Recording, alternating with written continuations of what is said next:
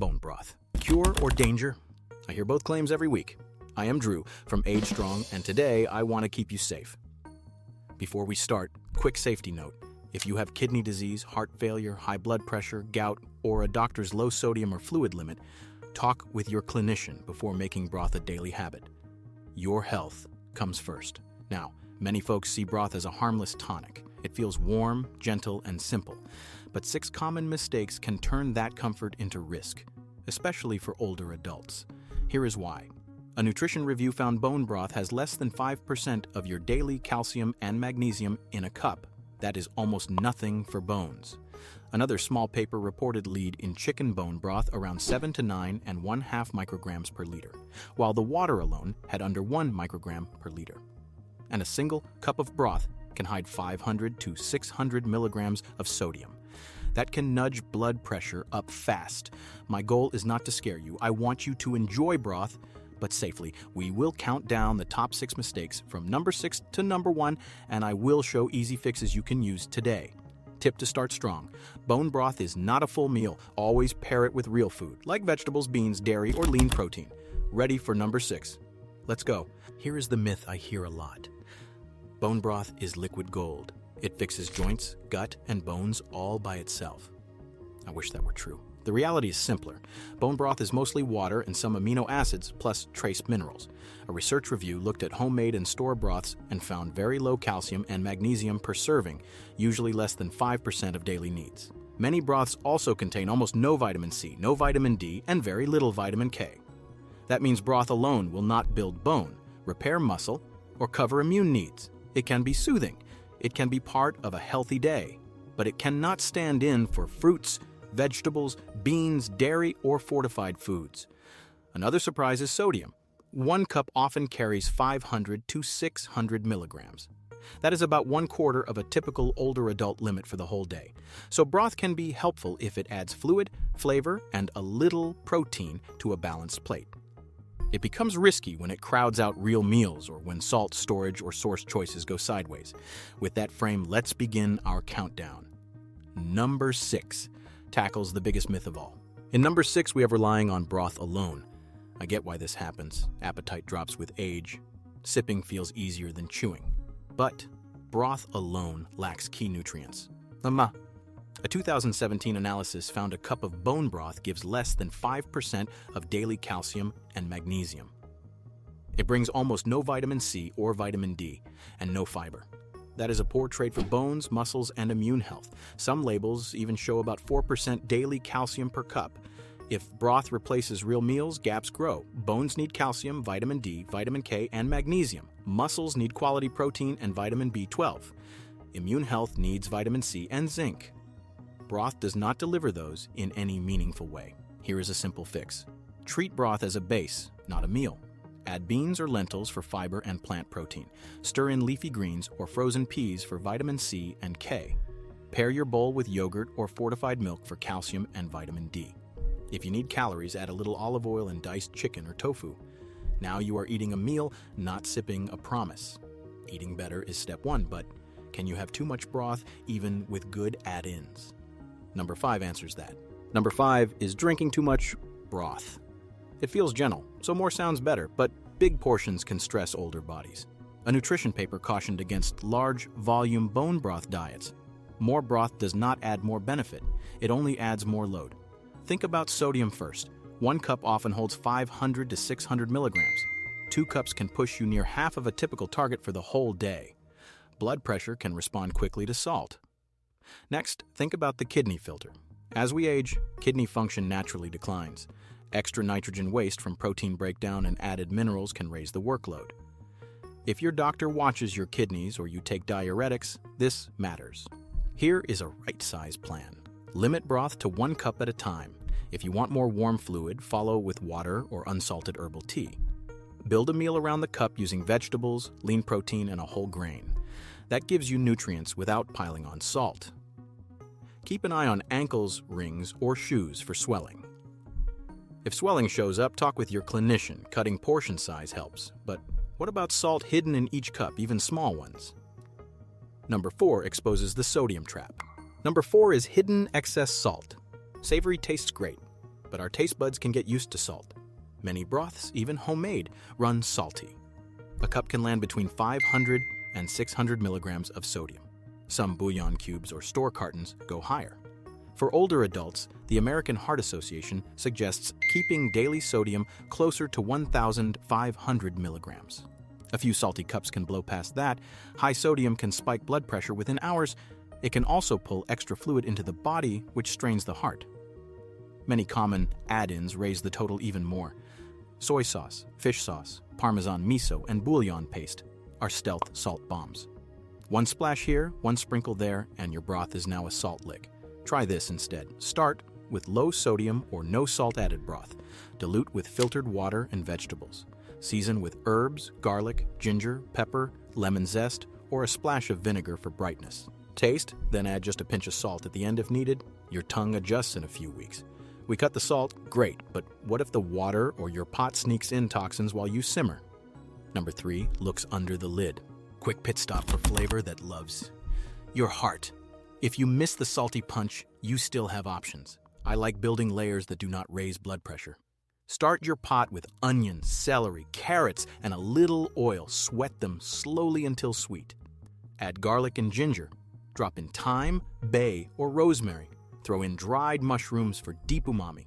Finish with lemon zest and a splash of apple cider vinegar or rice vinegar. Use a light hand with vinegar if your cookware is old.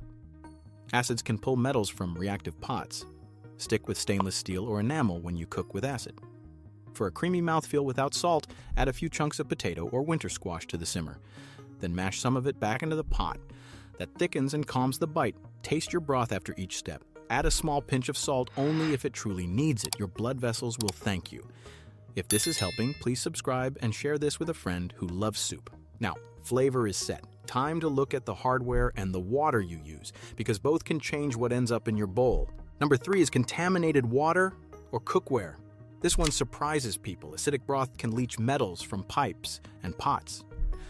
A small test found the tap water used had under 1 microgram per liter of lead. But the chicken bone broth made with that water measured around 7 to 9 and 1/2 micrograms per liter. The cooking process likely pulled lead from the bones, but old pipes or reactive cookware can add to the total. Copper, without a safe lining, aluminum, or chipped ceramic glazes can release metals into hot acidic liquid. Vinegar and tomatoes make that worse. Seniors are more vulnerable to these exposures. Here is how to stay safe. Use filtered water, either reverse osmosis or a good carbon filter. Choose heavy gauge stainless steel or good enamel for your pot. Avoid copper, plain aluminum, and damaged ceramic. If your home has very old plumbing, consider bottled water for cooking. These steps are small, but they cut risk a lot. We fixed the kitchen setup, but the bones themselves can store heavy metals from the animal's life. Number 2 opens that door and gives you simple ways to lower the risk. Number 2 is heavy metals in the bones. Animals can carry lead and cadmium in their bone tissue. Long simmers can extract tiny amounts into broth. One small paper on chicken bone broth measured about 7 to 9 and 1/2 micrograms of lead per liter. Now, a later nutrition review calculated that the total per cup was only a few micrograms, and the hazard quotient was far less than 1/100th. That means a single serving is unlikely to be toxic by itself. Still, older bodies tend to hold on to lead longer, often in bone. Daily sips, year after year, can add up. Better to minimize what you can. Here are simple choices. Rotate your proteins. Do not drink broth every single day. Buy bones from younger animals when possible. Choose trusted farms, pasture-raised, or organic when you can. Skim and discard surface fat after chilling. Metals can ride along with fat. Use vegetables and lean meat in the pot so the broth is not the only thing you're eating. Balance beats fear. We saw that metal levels per cup are low, but even a clean broth can turn dangerous if it spoils. Number 1 is the biggest risk for seniors. Number 1 is forgetting food safety. This is the danger that hurts the most people. Bone broth is basically meat juice. It is rich, warm, and perfect for bacteria if we handle it wrong. Older adults have weaker immune defenses. That means a bad batch can do real harm. Think listeria or salmonella. Public health guidance is clear. Keep food out of the danger zone between 40 and 140 degrees Fahrenheit for long periods. Refrigerate within 2 hours of cooking or within 1 hour if the room is hot. Chill fast in shallow containers, not a big deep pot. Reheat leftovers to at least 165 degrees Fahrenheit. Bring it to a rolling boil. If broth smells sour, looks slimy, or tastes off, throw it out. Do not taste twice. I have worked with families who left soup cooling all afternoon. They meant well. They got sick anyway. This is the easiest win in the whole list. Use a timer. Label the date. Heat it hot each time. Now that you know the 6 big mistakes, let's lock in the simple storage and reheating steps so you can enjoy broth with confidence. Here is your step-by-step storage playbook. First, after cooking, remove the pot from heat and let it settle for a few minutes. Second, ladle the broth into shallow, wide containers. Small and flat cools faster than big and deep. Third, place containers uncovered in the refrigerator for a short time to drop the steam, then cover tightly. Aim to get the broth below 40 degrees Fahrenheit within 2 hours. Fourth, keep broth in the fridge for up to 4 days. For longer storage, freeze portions in labeled jars or silicone trays. Leave headspace for expansion. Fifth, when reheating, bring the broth to a full rolling boil that reaches at least 165 degrees Fahrenheit. Stir and check the heat in more than one spot. Sixth, reheat only what you will drink now. Repeated cool reheat cycles raise risk. Seventh, clean ladles, cutting boards, and counters before and after handling. Cross-contamination is sneaky. Last, trust your senses. Sour smell or a fizzy mouthfeel means toss it, no guilt. Your safety matters more than a batch of soup. With storage handled, let's gather the best practices from the whole countdown into one easy checklist you can follow. Let's pull the fixes together so you can enjoy broth without worry. Use quality bones from trusted sources when you can. Roast bones first to cut surface bacteria. Choose filtered water and stainless or enamel pots. Skip copper, aluminum, and damaged ceramic. Keep seasonings light. Build flavor with vegetables, herbs, mushrooms, lemon zest, and a splash of vinegar, then salt at the very end only if needed. Limit portions to 1 cup at a time. If you want more warmth, switch to water or herbal tea after your cup. Make broth a sidekick, not the star. Add beans, greens, and a lean protein to turn it into a full meal. Store it safely. Chill fast in shallow containers, label the date, reheat to a rolling boil, and toss any off batches. Finally, check in with your clinician if you have kidney issues, heart failure, high blood pressure, gout, or a fluid or sodium restriction. Your plan should fit your body. Save this blueprint to try later. Share it with someone who loves soup nights. Next up, a quick recap of the 6 mistakes and the 1 action to take today. Here is the fast recap of the countdown. Number 6. Broth is not a complete meal. Fill the gaps with vegetables, beans, dairy, and real protein. Number 5. Too much broth adds salt and strain. Keep it to 1 cup at a time. Number 4. Hidden salt spikes blood pressure. Choose low-sodium brands, dilute, and season with herbs. Number 3. Water and cookware can leach metals. Use filtered water and stainless or enamel pots. Number 2. Bones can hold lead or cadmium. Rotate proteins, choose trusted sources, and skim fat after chilling. Number 1. Food safety rules everything. Cool fast, store smart, and reheat hot. 1 action to take today. Pick 1 fix and do it at your next pot. Maybe it is filtered water. Maybe it is less salt. Maybe it is storing in shallow containers. Small steps give big safety. Which fix will you adopt first? Will you season less or switch to filtered water? Tell me in the comments. Your idea may help someone else tonight.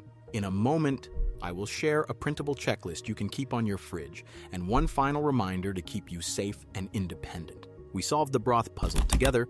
Bone broth is not liquid gold by itself, but it can be a bond helper when you avoid the 6 mistakes.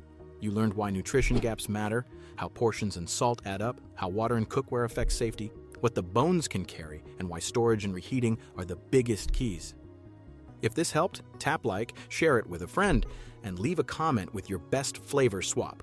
For a handy reminder, grab the free printable checklist linked below. Pin it to the fridge and cook with confidence. This channel is for education only, not medical advice. Always check with your healthcare provider before changing your diet, especially if you have kidney issues, heart failure, high blood pressure, gout, or a fluid or sodium restriction. I am Drew, and this is Age Strong. If you want steady strength, better balance, and clear, safe guides like this, please subscribe so you do not miss the next video. Thank you for watching and for caring for your health. Final question for you. What is one small change you will try this week to make your broth safer and smarter?